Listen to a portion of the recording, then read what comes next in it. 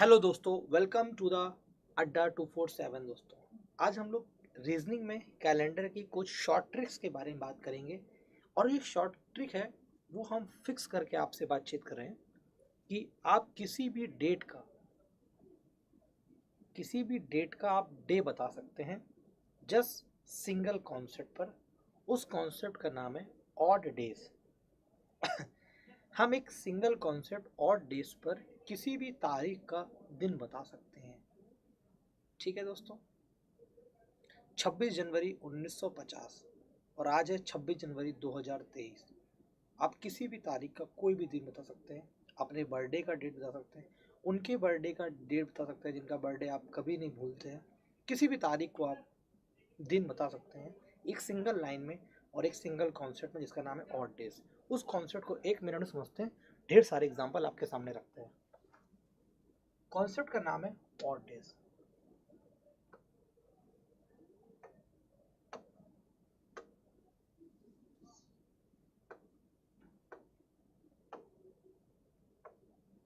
क्या नाम भाई?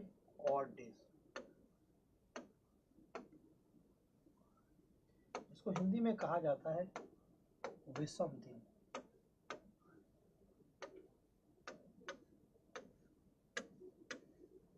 ऑड डेज क्या होता है? विषम दिन होता है। विषम दिन के कॉन्सेप्ट को हम लोग समझ रहे हैं, आइए। ठीक है, ऑड डेज का मतलब सिर्फ सिंपल सा एक वर्ड होता है, किसी भी नंबर को 7 से भाग दें। नंबर का मतलब है चाहे वो दिन हो, चाहे वो सप्ताह के दिन हो, चाहे वो मंथ के दिन हो, चाहे वो साल के दिन हो, चाहे वो क्वार्टरली हो, हाफ ईयरली हो, कोई भी दिन हो, 7 से भाग देने पर 7 ये नंबर लिख दिया मैंने। जो शेष फल आएगा यानी जो रिमाइंडर आएगा वही ऑड डेज कहलाएगा। किसी भी नंबर यानी किसी भी दिन को, टोटल दिन को हम 7 से भाग दें, जो शेषफल बचेगा वही ऑड डेज कहलाएगा। अब आप एक चीज गणित की जानते हैं दोस्तों कि 7 से भाग दे रहे हैं तो जिसमें भाग दे रहे हैं, जो ऊपर नंबर न्यूमरेटर यानी अंश में जो संख्या लिखी गई है वो हमेशा 7 से छोटी होगी, यानी जो रिमाइंडर होगा वो हमेशा 7 से कम होगा। यानी वो 1 2 3 4 5 6 हो सकता है, जीरो भी होगा। ठीक है, और नेगेटिव कभी नहीं होगा, हमेशा पॉजिटिव होगा। हमेशा क्या होगा? पॉजिटिव होगा, कभी पॉइंट में नहीं होगा। ये बात समझ में आ गई। नेक्स्ट बात करते हैं, ये और डेज की बात कर दी। अब हम एक चीज और देखेंगे, लीप ईयर क्या होता है। फटाफट ट्रिक पर हम आ रहे हैं, उसको समझाने के लिए मैं आपको डायरेक्ट चीजें बता रहा हूँ ना, इसीलिए। लीप ईयर कैसे पता करते हैं? लीप ईयर को पता करने का तरीका होता है किसी भी ईयर की, किसी भी वर्ष की आखिरी 2 डिजिट को 4 से भाग दे दें और वो कंप्लीट डिविजिबल हो जाए तो वो लीप वर्ष होगा। जैसे 2020 है, 4 से भाग देना है, 2020 को 4 से भाग देना है तो आखिरी की 2 डिजिट को 4 से भाग देंगे। अगर वो पूर्णतः रूप से कट जाएगा, शेषफल 0 बचेगा, तो वह लीप वर्ष होगा। एक होता है शताब्दी वर्ष, जिसके आखिरी में 2 से ज्यादा जीरो होते हैं। जिसके आखिरी में 2 से ज्यादा जीरो हो उसको शताब्दी वर्ष कहा जाता है। उसको लीप सेंचुरी ईयर कहते हैं, यानी अधि शताब्दी वर्ष कहा जाता है। उसको कैसे चेक करते हैं? उसको 400 से भाग देते हैं। अगर 400 से पूर्णतः कट गया तो वह लीप ईयर्स होगा। एग्जाम्पल के तौर पे हम लिखे 1900, क्या ये लीप वर्ष है? 2 से ज्यादा जीरो है, सेंचुरी ईयर है, 400 से काटेंगे, ये पूरा नहीं कटा, 19 से 4 कंप्लीट नहीं डिविजिबल है, इसीलिए ये लीप ईयर नहीं है। लीप ईयर निकालना आ गया, यानी 4 से भाग देंगे तो लीप ईयर निकल कर आएगा। ये डायरेक्ट ट्रिक करा रहे हैं, इसीलिए हम चीजों को आगे लेकर चलते हैं। ये समझ में आ गया? आइए, पहले 100 वर्ष जब कैलेंडर बना, फिर 200 साल, फिर 300 साल और 400 साल। हम इन 4 पैटर्न पर और डेज निकालना सीखेंगे और इसी से हमारा पूरा खेल हो जाएगा। पहले 100 साल में कितने लीप ईयर पड़ेंगे भाई? 100 से 4 को भाग देंगे, 25 आएगा। लेकिन 100वां साल लीप ईयर नहीं होता है, इसलिए 24 लीप ईयर पड़ेंगे। 200 में कितने पड़ेंगे? 48। 300 में 72। 400 में क्या होंगे? 100 तो पढ़ेंगे और 400 में जब 4 से भाग देंगे तो 100 लीप ईयर पढ़ेंगे और 400वां भी पड़ेगा 372। आके मैं जोड़ के दिखा देता हूँ। ये 124 हो गया, ये 248 हो गया, ये 372 हो गया। अभी इसको वाले को मैं आखिरी में बताऊंगा, मतलब थोड़ी देर में। तो लीप ईयर निकालने के लिए ऑड डेज निकालने के तरीके के 7 से डिवाइड किया। 7 × 7, 5 7 7 49, 5 रिमाइंडर आया। ये 5 ऑड डेज हैं। क्या है? 5 ऑड डेज हैं। किसमें? 100 वर्ष में। प्रथम 100 वर्ष में डायरेक्ट कितना आ गया? 5 ऑड डेज। 248 को 7 से भागे, 7 से 21 3, 35 3 रिमाइंडर आ गया, यानी ये आ गया। 372 को 7 पन्ना 35, 7 से 21 1 रिमाइंडर। ये 400 में कितने वो पढ़ रहे हैं हमारे लीप ईयर? तो 101 पढ़ रहे हैं। कैसे? 100 4 से डिवाइड किया, और 400वां भी क्या है हमारा? 100 ही पढ़ रहे हैं। सॉरी, कितने पढ़ रहे हैं?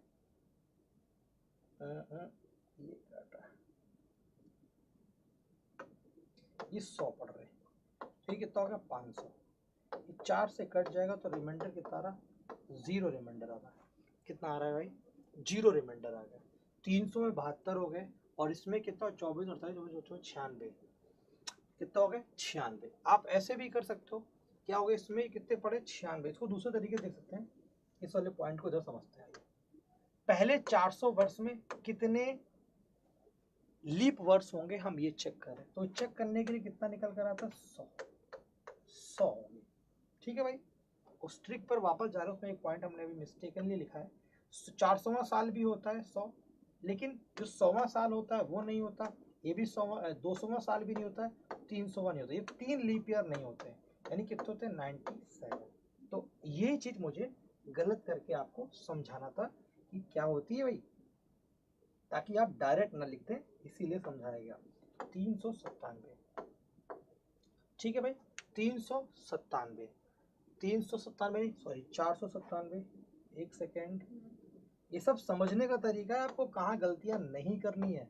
497 को 7 से डिवाइड करेंगे तो 0 आएगा, यानी 0 ऑड डेज होते हैं। तो मेरा कहने का तात्पर्य ये था। तो आपको ये याद रखना है, बस ये छोटी सी बात अपने दिमाग में सेट कर लेनी है कि 100 साल में जो ऑड डेज होते हैं वो 5 होते हैं, 200 में 3 होते हैं, 300 में 1 होते हैं, और 400 में 0 होते हैं। और हमारा कैलेंडर जो बनाया गया है वो हमेशा 400 साल तक बनाया गया है। उसके बाद कैलेंडर क्या करता है? रिपीट करता है दोस्तों। जैसे मुझे 600 साल के पास जाना है तो मैं 400 के पास जाऊंगा, फिर 200 के पास जाऊंगा। 400 कितना होता है? 0 ऑड डेज होता है। 200 का कितना होता है? 3। तो टोटल 600 साल में कितने ऑड डेज हो गए? 3 ऑड डेज हो गए। आइए हम आपको तारीख निकाल के पहली सिखाते हैं। कैसे?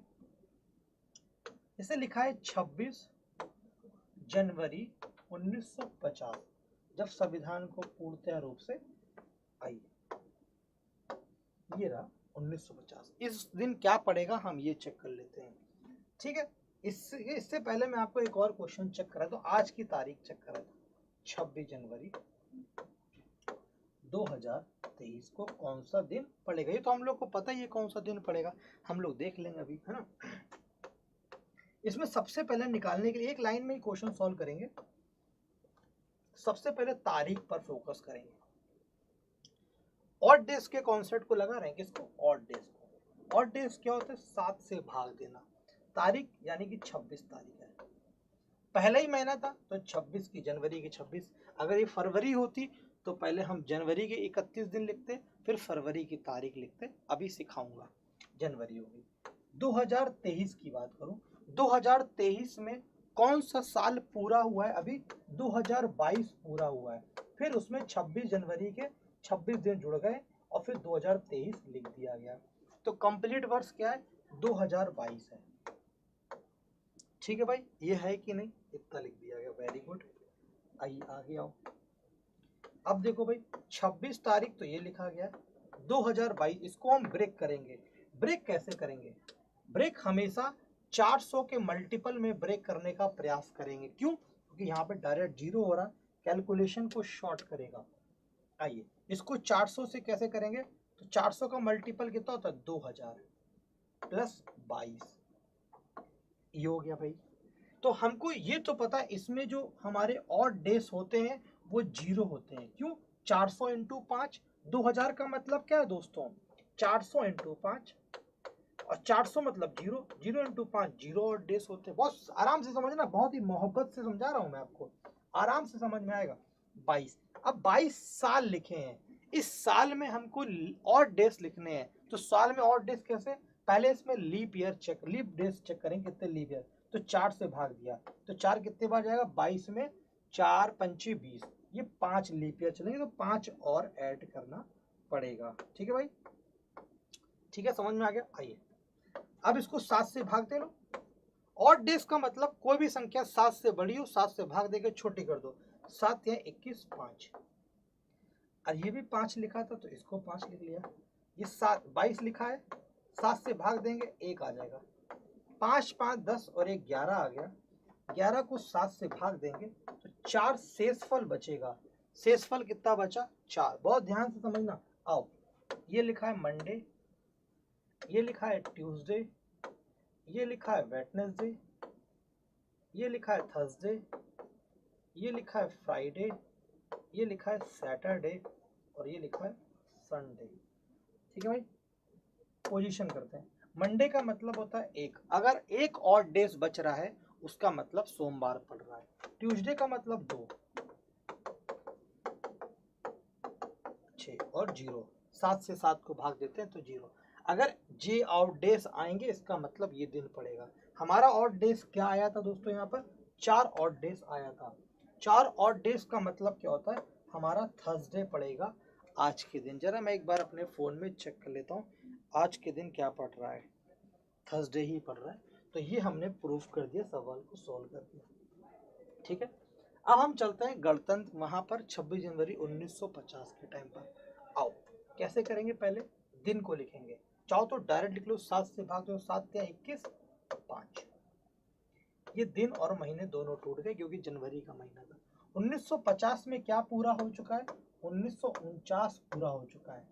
ठीक है, इसको 400 के मल्टीपल में ब्रेक करेंगे तो 1600, 400 चौको 1600, 1600 लिखा तो अब 300 लिखा, 1900 प्लस 49।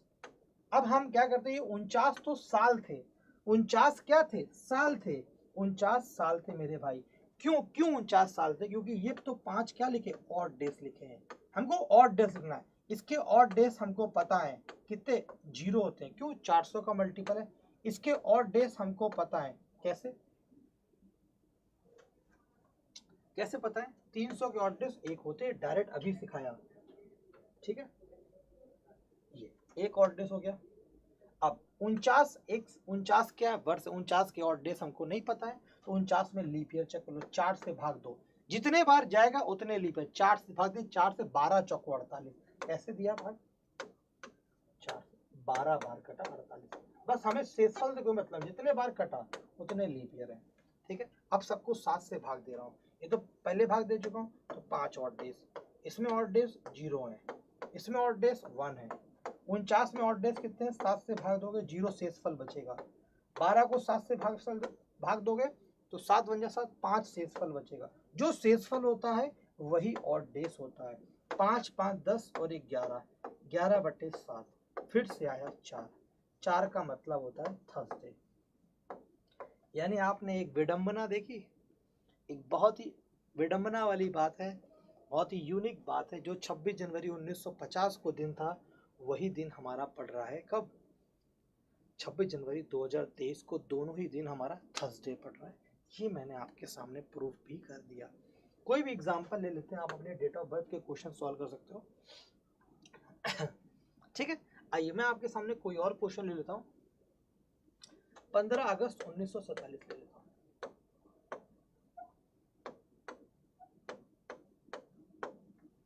15 अगस्त 1947 के क्वेश्चन को सॉल्व कर देता हूँ।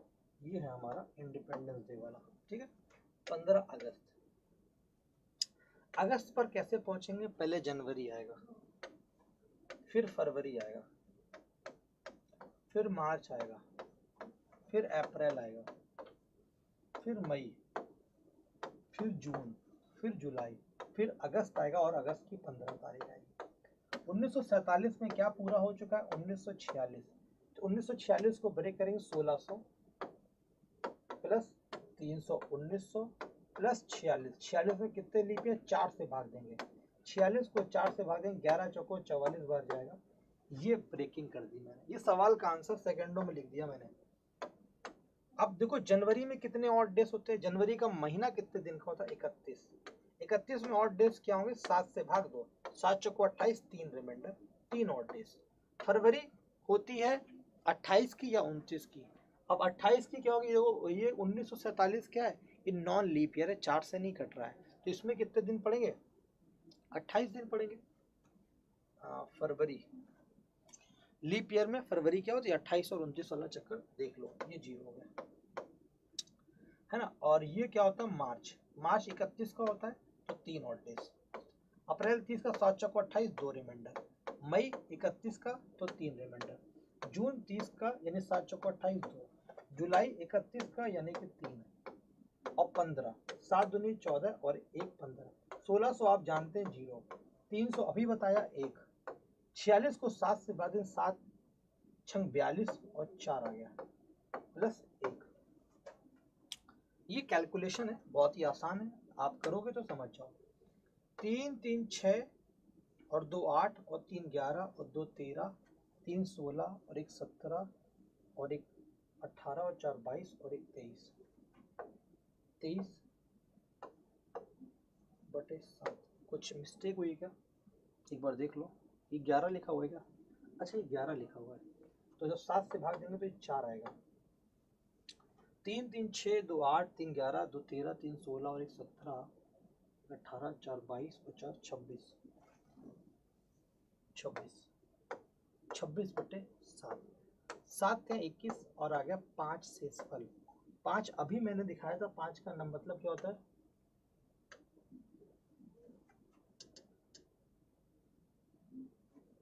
पाँच का मतलब फ्राइडे होता है, तो आप ये चेक कर सकते हैं 5 क्या होगा, फ्राइडे। ये फ्राइडे मैंने, इसका आंसर हो गया शुक्रवार का दिन पड़ेगा। ऐसे आप कोई भी दिन निकाल सकते हैं। एक और एग्जांपल लेते हैं, गांधी जी का जन्म 2 अक्टूबर 1869 को हुआ था। इसको भी कर सकते हैं आराम से। कैसे, पहले पड़ेगा जनवरी, जनवरी का मतलब मनी मन में करिए, 31 7 चौको 28, फरवरी, फरवरी क्या है, ये नॉन लीप ईयर है, 29 28 का महीना होता है 0। मार्च यानी 31, अप्रैल यानी कि 30, मई यानी कि 31, 31 बटे 7 3, रिमाइंडर लिख रहा हूं मैं, याद कुछ नहीं किया है।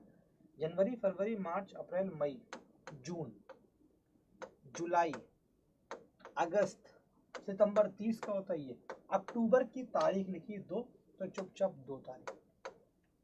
1869 में क्या पूरा हो चुका है, 1868, कैसे ब्रेक करोगे, 1600 प्लस 200 1800 प्लस 68, 68 में कितने लीप ईयर पड़े, 4 से भाग दो, 17 चौको 68, डायरेक्ट 17 बार चला गया, वो भी मैंने लिख दिया, ठीक है। 3 3 6, अभी एक कलर दूसरा कर लेता हूँ, ठीक है, ये तो 0 हो गए। अभी इसमें देखा था 3 और डेज होते हैं, 7 से 7 तो ये 63, 5 और डेज, 7 दूनी 14 और 3 और डेज, 5 3 8 और 3 11 2 13 2 15 3 18 3 21 2 23 3 26 2 28 3 31 और 3 34 बटे 7, ठीक है भाई। 7 चौको 28 होता है, 6 रिमाइंडर बचा, और 6 का मतलब होता है शनिवार, सैटरडे पड़ेगा गांधी जी के जन्मदिन के दिन, ठीक है। ये मैंने कट करा, इसको जोड़ के 34 आया, आप चाहो तो 7 का ग्रुप बनाकर भी कट कर सकते हो। तो ये रीजनिंग का एक शॉर्ट कॉन्सेप्ट था, जहाँ से हम लोगों ने कैलेंडर के क्वेश्चंस को समझा। किसी भी दुनिया के कैलेंडर के क्वेश्चन की कोई भी डेट हो, आप उसका दिन बता सकते हैं, चाहे वो आपका बर्थडे हो चाहे किसी और का बर्थडे हो, आप आसानी से बता सकते हो कि आपके एग्जामिनेशन की डेट बता सकते हो, वो किस दिन पड़ी थी, कुछ भी बता सकते हो, आगे का बता सकते हो, पीछे का बता सकते हो, कहीं का बता सकते हो, इस सेम कॉन्सेप्ट रहेगा। एक और कंफ्यूजन दूर कर देता हूँ, अगर मान लो यहाँ पर ये लिखा होता 2000, सन 2000 या 2020 लिखा होता, तो ये लीप ईयर होता, लीप ईयर होता तो यहाँ फरवरी की जगह 0 की जगह 1 लिख जाता, बस ये क्वेश्चन में थोड़ा चेंज होता। ठीक है, तो उम्मीद करता हूँ कि आपको ये ट्रिक समझ में आई होगी। तो वीडियो को लाइक करें, शेयर करें दोस्तों के साथ, और ज़िंदगी में बहुत तरक्की करें, पढ़ते रहें और दूसरों को मोटिवेट भी करते रहें। Thank you, good day and take care.